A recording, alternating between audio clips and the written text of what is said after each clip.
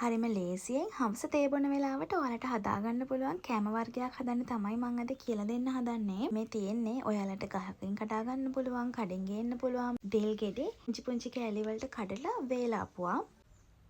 මුලින්ම අපි තාච්චියක් ලිපේ තියාගෙන තෙල් ටිකක් දාලා අවශ්‍ය ප්‍රමාණයට මේ ටික හොඳට බැද ගන්න ඕන. ගොඩක් කර වෙනකන් තියන්නේ නැහැ අපි. සාමාන්‍ය තත්ත්වයට 1 පැයට හැරෙනකොට අපි මේ ටික හිමීට බා ගන්න ඕනේ තෙල් බේරෙන්න.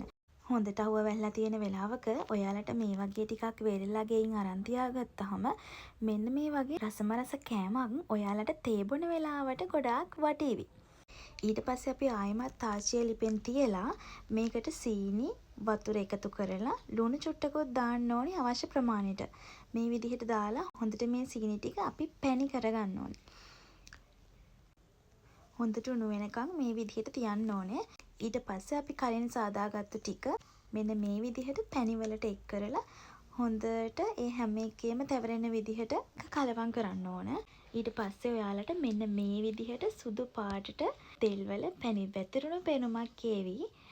අන්න එතකොට ඔයාලට පුළුවන් මේ කෑම එකේ රස බලන්න. කෑම එක හදන අතරතුර අපේ ගහේ තිබුණු දුලියන් ගෙඩියකුත් කඩලා ඔන්න අපි ඒකෙත් රස බැලුවා. ඉතින් මේ කෑම එක මුලින්ම හදලා රස බලන්න දුන්න වෙනද වගේම සුපුරුදු විදිහට අපේ තාත්තට.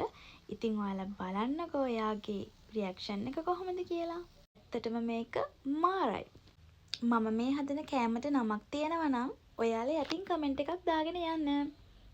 මතක ඇතුව channel එකත් subscribe කරලා යන්න.